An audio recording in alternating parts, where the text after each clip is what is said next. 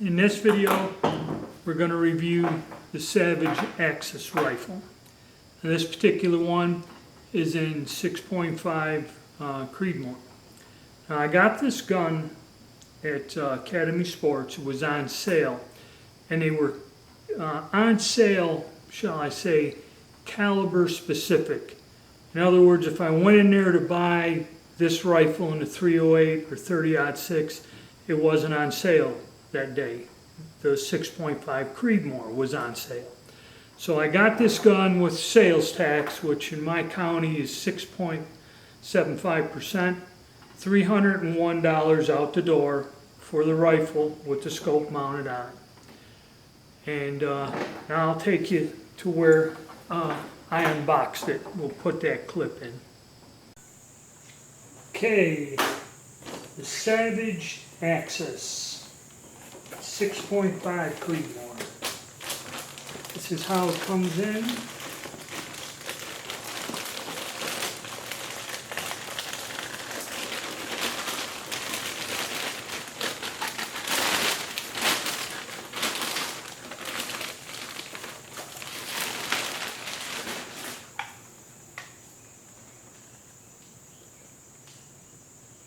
Alright, scope says Weaver on it.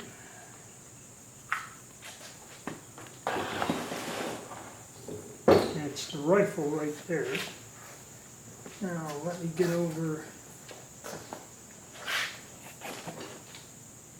see what else comes in the box. Alright, this little compartment, the bolts, magazine,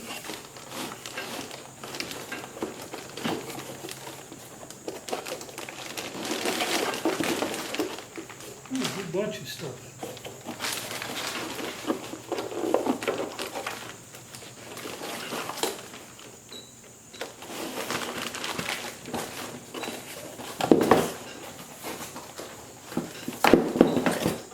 Okay, that's that. Now in this compartment, we'll take a look at it. Alright, like I said, what we have one bolt. Get the bag out of the way. The bolts. There's the magazine.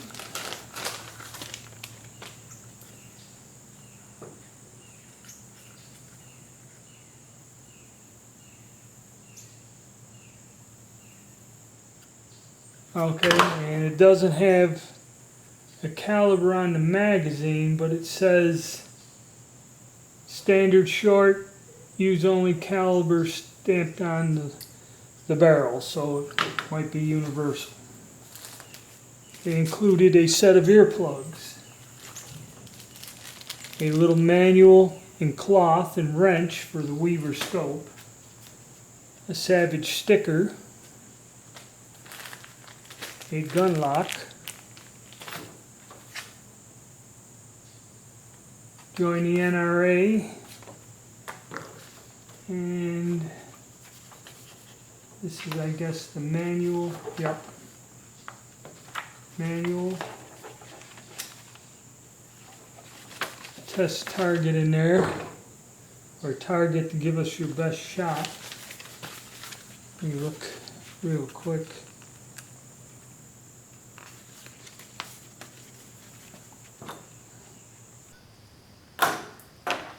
I'm going to talk about the scope real quick because, like I said, I'm not an expert on scopes, and with some of the guns there has been issues already, but I'm going to make a separate video covering the scope issue. Basically, they're coming loose, so we got to talk about that. But what's a little bit different on the Axis, and now also bear in mind this is an Axis, not an Axis 2. There is a different version of this gun. There was, in just the plain Axis, there was a heavy barreled version, or a bull barrel version, which I believe is no longer being manufactured. And there's another rifle called the Axis 2. And I believe the difference is they have a little bit better graded scope and an adjustable trigger. But I'll discuss that more as we go on. But that's basically, I think, the only difference, I think. I'm not 100% sure. And also with that, those features, the price is higher also. Okay, but back to the scope. Now all of these scopes have a similar scope. It's going to be a 3x9 variable by 40. And that's what I'm trying to put on all 5 of the guns, or that's basically what comes with them. The Remingtons have a generic one that I believe is made by Bushnell. I may be wrong on that, but it doesn't have a maker on. The thing about Savages is this scope, which, you know, they all look the same, but has Weaver. It's a Weaver scope. So it has a maker's name on it, and this scope compared to the 2 scopes that came with the Remington 770 and 783, this scope seems to be a little bit sharper, clearer. Maybe I got it focused right, I don't know, I got a fool with the others. But it's, so far, it's good. I like the scope. I can say I like it a little bit better than the other scopes. Okay, plus I think maybe it's psychological. It's got a maker's name on it, so it isn't generic or you don't know. All right, since my hand's shaking pretty bad, I'm going to probably change the camera angles, but I'm going to lay this down on the table, go over the stock and the features on the stock, and then I'm going to have to go back where I stand up and show you the bolt release and that. So we're going to move the camera around a bit. So let me go, and the next thing we'll cover is the stock.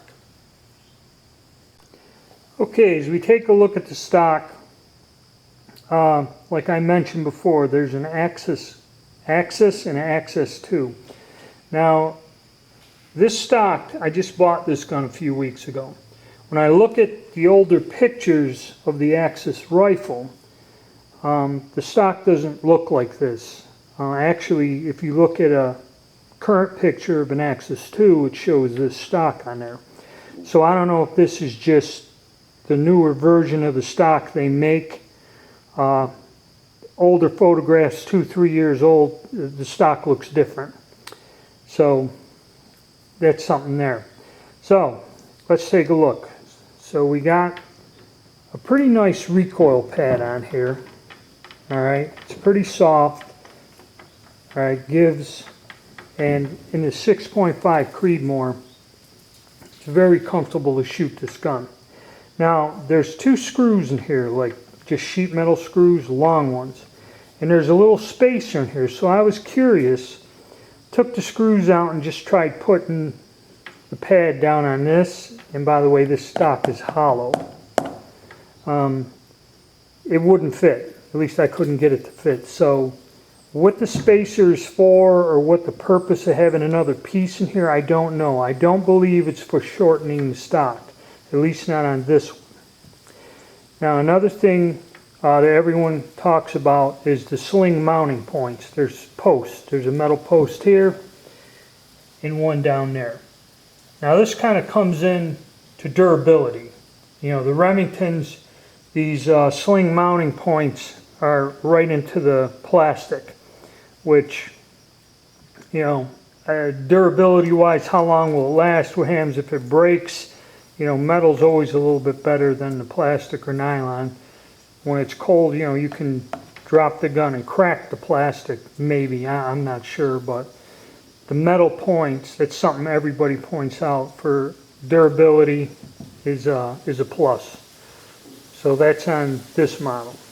Now as you look, this stock, some people don't like it a lot, and I don't know, it has a thin kind of pistol grip type shape to it, or semi-pistol grip. I'm not really sure how you'd call this type of stock, but the wrist there is real narrow, and I kind of like it because I can get a hold of it real good, grasp it, you know, hang on. To me, I kind of like that. And there's no texturing. There's some like finger grooves or something in there, and a little step. And also when you go up to where you put your other hand, there's very little features, just a groove and some real light features in there, which it's almost smooth, okay, but there is a gripping area or groove in there, so not bad. So that I like. It fits me well, it shoulders well. I have no problems with the stock. The only problem is the stock is, on this upper part, quite flimsy. And this gun is free floated, and we'll give it the dollar bill test there in a minute. But this fore end, you can move it. You can take your fingers and see it'll flex. So if you had a sling on there and wrapped your arm and put some tension on, you're going to be pulling that stock. It's kind of flimsy, and that could be a problem when it comes to accuracy. You know, when say you put a bipod on there, or if you're wrapping a sling around your arm to get a good brace against yourself to shoot, you know, that stock's going to move. So that's one detraction about it. Now the dollar bill test. Okay, $1 US. Wrap it on there. Let's see if we can get her to go. And it goes all the way down like it should, down to where the widest point marries up. So it's free floating, but like the guy said, with the flex, it flexes so much that you can lean on it and you can feel it. I can clamp down with my hand here, it touch the barrel, so yeah. Alright, next the magazine. All of these guns have a drop-down box magazine of some sort. They're all very similar. This one is metal with a plastic bottom. Okay, and if you look at this huge plastic clip here, it kind of goes up in and then latches, and that clip is plastic. And it's pretty wide. So it doesn't really positively lock, even though like the compass is completely plastic. There's a solid lock to it. You know, when you push it in, it clicks. This here kind of goes in and it just feels, you know, but it works. I've had no trouble with the magazine. I've not heard of a magazine coming apart on anybody. As for the durability, again, this is where they're saving you the money. All these synthetic plastic components is what lowers the price down. And this style of drop-down box magazine, that's what's making it a budget gun. And it's also, you know, what everybody detracts from the guns, but that's what you're doing. Is you want a $300 gun, you're going to have to put up with some stuff that you might not like or feel comfortable with. So that's about it for the stock and the mag. Now the safety's mounted here, and this gun has a few other features too. I may change that so I can get a better camera angle, but for right now, the bolt works smooth, and the safety's mounted up here. We'll take a closer look at that, and you can get to it. Okay, say you're hunting, see some game, draw up a bead. You can easily slide that without having to lift your hand up and manipulate. Have your finger off the trigger, and even if you had it on the trigger, you know, when you push forward, it's not like on the compass where you're trying to tug or push with your thumb hard and it kind of your fingers going like this. This here doesn't do that. You can kind of get close on the trigger, drop, and you know, the action, pretty easy. So I like the safety and the position of it. Now, as for the bolt release, okay, there's a lever here, or a button right there. What you got to do is you draw up the bolt, and this is a 2-lug bolt, has a 90-degree throw, and it has a pretty nice bolt handle, so that it's easy to manipulate. Even if you grab it with 2 fingers, you still got clearance, you don't hit the scope, and you palm it. Fairly smooth action. Okay, I did have one little hang up. If you watch the other videos when I shoot this, it kind of didn't want to close on a round. I don't know why it kind of got a little hung up on the closing. But if you watch the 100-yard video, you'll see it. So we get the bolt loose, and we got our little lever.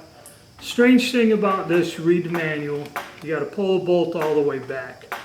Now to get the bolt out, you have to pull the trigger with the bolt back, the gun unloaded. Pull on the trigger, push down on the lever. So you pull on the trigger, pull down on the lever, and then the bolt will come out. Okay, a little awkward for me, you know. 770, you throw a switch. Compass, you got a thing you just press with your thumb on the side, you can get it out. And we'll go over the other ones. Not quite sure to compare. So the other guns, the bolt comes out easy. This one's a little two-handed affair. And there's your bolt, 2-lug bolt, kind of a standard deal. All of these bolts are secured together with a pin in there. They're all very similar in design.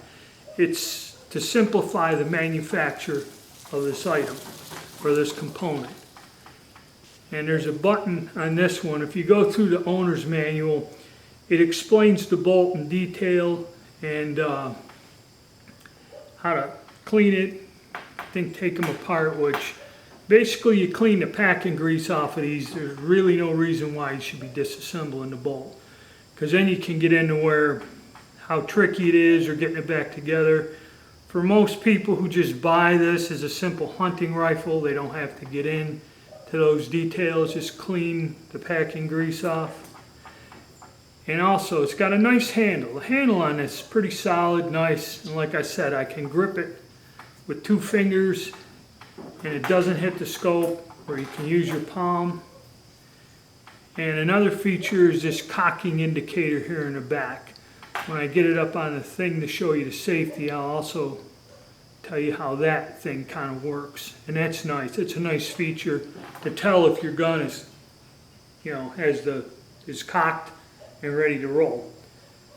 So let's go. We'll take a closer look at the safety and that, and then I'll put the bolt back in and get a closer look at that lever and all that other stuff. Okay, here's where your safety is located, here on the tang of the receiver. You have your red dot in there. Slide it back, it's safe. Slide it up, fire. And it's pretty, like I showed you, it's pretty easy to manipulate. So I kind of like that feature as for a hunting rifle. Now, here's our lever for the bolt release, and it kind of doesn't move unless you push on the trigger. So I'm going to try to do this where you guys can see it. Like I said, you got to put the bolt in. You have to pull down, pull the trigger back, push this forward, and then the bolt should slide in. There we go.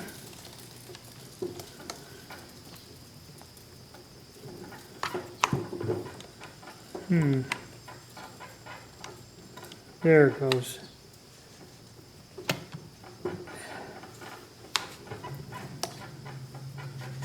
Like I said, this thing is kind of difficult to manipulate.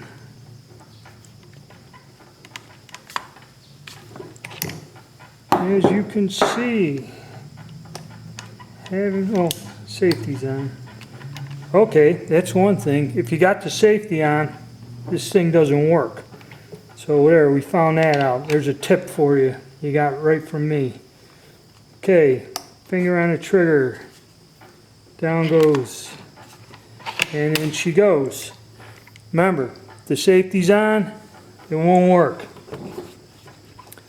Now, let me get the camera position and I'll show you that little cocking indicator, which is kind of unique to this feature.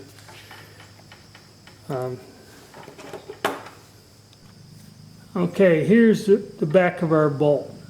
And as you see that little the end of the firing pin or whatever sticks out. Now that means the gun is cocked.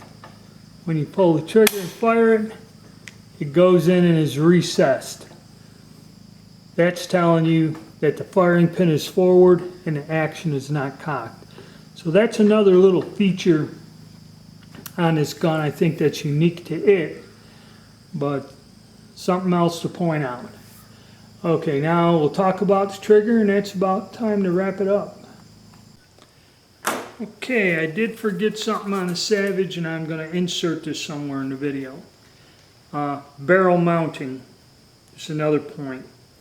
770's pressed in, the compass is threaded in, and I believe most of these other ones use this washer and lock ring. It's this old Savage Arms system mounting a barrel, which you can easily adjust the headspace, and it's a simple system, but it makes for an accurate gun.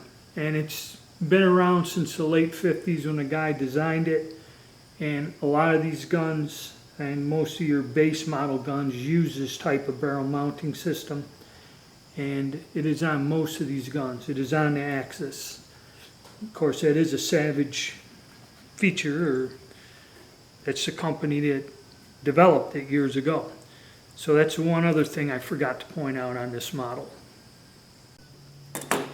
Okay, the trigger on this gun. The Axis has a non-adjustable trigger. The Axis 2 has an adjustable trigger. And like I said, I don't have a gauge to give you exactly what the trigger pull is, but it's pretty light to me. Okay, there are some people that complain that this trigger isn't that good and they want something better. The average guy that's just going to buy this as an inexpensive hunting rifle and go out and hunt every now and again, it's going to be alright. I mean, for me it is. If you're really getting into long-range shooting, distance shooting, or if features like an adjustable trigger and stuff are important to you, then basically you should be looking at a different type of gun. You know, a higher price gun that has nicer features like that, if that's what's important to you. If you're just looking for the basic gun, this one here at the price $301, it's going to be a tough one to beat. I think the 770, I think, cost me a few dollars less, like 5 or 10, let's say $5 less than that. It's probably the least expensive one because I bought it after hunting season ended. They were at Walmart, they were having a clearance sale, and I don't believe I broke $300 even with the sales tax. Okay, so, and it had clearance marked on there, and it had the gun in the caliber I wanted. When I went there, when they had a sale in the fall, they didn't have that gun in the caliber I wanted, and I didn't buy one. But when I came in the spring, they ended up with one that was the last one, because when I said I'll take it, the guy just took it out of the display case at the counter, and got the box. So it was like the last one. That's what it was, a clearance. They were getting rid of their year's inventory. So I kind of got a deal on it that way. So you had the 770 was probably the least expensive, and this one here with the scope, and that came with a scope on it. This one here at 301, price-wise, is going to be a tough one to beat in the price type of thing. The other guns, I think my 783 cost me, that one I had no brakes on, and I paid $340 for that. The compass was $320 without, and putting a cheap scope on there. But see, the compass, if you went with a better scope, you could knock that price up over $350. I was just trying to keep it at under $350. So money-wise and feature-wise and that, the Axis is going to be a tough one to beat. Okay, of course, the difference is $20, $30, but if you're looking at price, this might be the way to go. And also, 6.5 Creedmoor. The two Remington rifles are not calibered in 6.5 Creedmoor. At least I didn't find it. The axis, the compass, and I believe the Mossberg Patriot are. So if you're looking for the 6.5 Creedmoor, which is an interesting caliber, that's kind of why what I was looking for is to get a 6.5 in an economical rifle to try it out. Your choices are going to be limited to those 3 out of the 5 we're testing. Alright, so that's it for now on this. I think I just about covered everything. Think for a second. Safety, stock, trigger, scope, features that are different, takedown, and magazine. And really not that many complaints on this gun and the different reviews I've seen other than the trigger, and nobody likes the scopes. They always want a better scope. But I think one person had a question about the bolt. Now, you know, it works smooth, fairly smooth, but I did, if you watch my other videos, I did have a problem with closing on a few rounds. Why, I do not know. But I will investigate that, probably make another video on that as we go.